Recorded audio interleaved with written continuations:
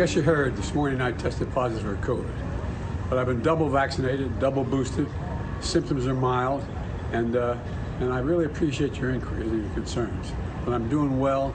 I'm getting a lot of work done. I'm going to continue to get it done, and in the meantime, thanks for your concern, and keep the faith. It's going to be okay. President Biden saying he's doing well after testing positive for COVID. Biden's experiencing very mild symptoms with a runny nose and a dry cough and is taking antiviral drug called Paxlovid. He will isolate for 5 days, but says he's busy working. You may have just noticed that Biden wasn't masked up in that video, and the White House got called out over that.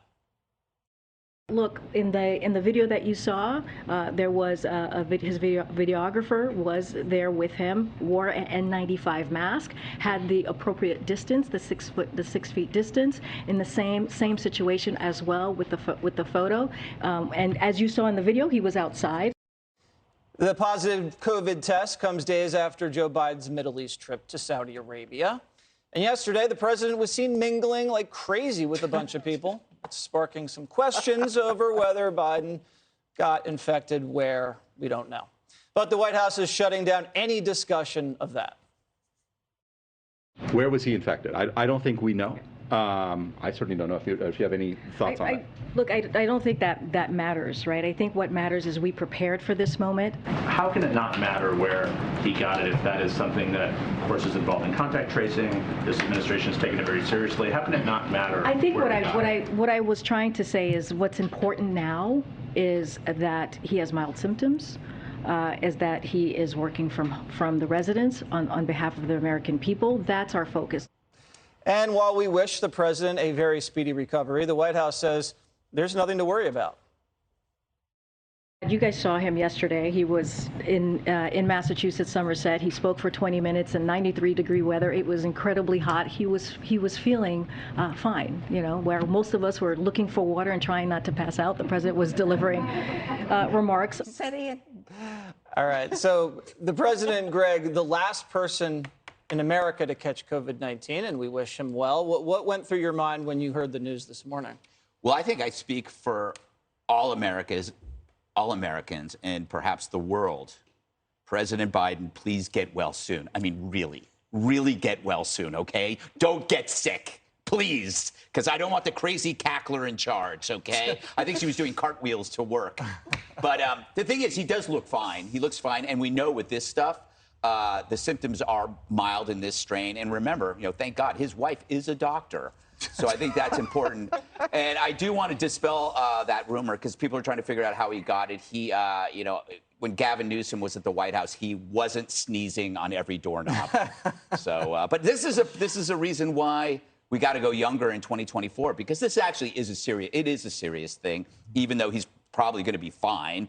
But, you know, we're now going to have COVID around for a while. Now we have three things. It used to be cold and flu season. Now it's cold, flu, and COVID. It's kind of weird. They're going to need to build another aisle at Walgreens. But, you know, this is, I mean, he's almost 80, right? He's got medical conditions that are fairly serious in his background. So I think, you know, you gotta look at this and go like, you know, maybe it's time that we look and try to think about younger people getting in, like Geraldo said last week. You know, he passed the torch. Pat, you got to pass the torch. You know, but I hope he didn't get this from a windshield, because that would be really weird. That's cancer. You get it from you get cancer that way. Yeah, but I'm dead serious. He cannot get sick. No. That cannot happen, because we're not. America's been through enough. We can't go through a Kamala Harris moment right now. By the way, did you see her out today? She was like high-fiving, or she was thumbs up today.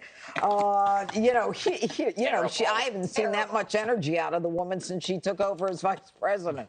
But look, we all wish him well. We all hope that he gets well. But I got to tell you, the one thing that really sent me to the ceiling was when Karine Jean-Pierre says, it doesn't matter about contact tracing. Are you kidding? last year, every time I went through an airport, I had to sign an affidavit. You couldn't leave without filling out a form. And then they would call you up from New York State and say, are you living alone? Do you live with someone? And I said, it's none of your business. Well, we have to find out. I said, why? Well, in case you get COVID. I said, I don't have COVID. Well, we may have to contact that person. So they're going back and forth. My God, what we all went through every time I flew through, and I was flying every week. And they were like, oh, contact tracing is the most important thing we do. Now with him, it doesn't matter. Who did he get it from? Do we know? We don't know if it was the Saudis or those people that he was mingling with up in Massachusetts. We're just getting word from the White House. They're saying that the vice president was a close contact of the president, but she's not changing her schedule at all. Jessica.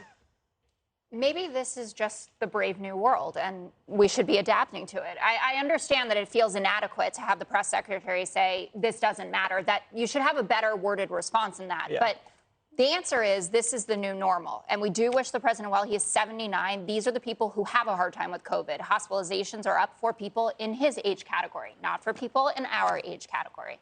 The vice president, I did not notice any pep in her step. I'm sure she's also very They just had her on.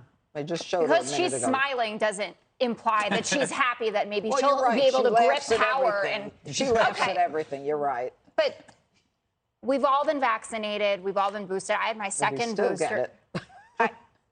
I know that. I had COVID, having been double vaccinated and boosted. And we're going to have to reassess how society works. If contact tracing is no longer something that's worthwhile, because when you go to an event now, it's not like you're around 5 to 7 people. You can go to weddings with 250, 300 people. You travel around the world. You meet with heads of state from various countries, et cetera.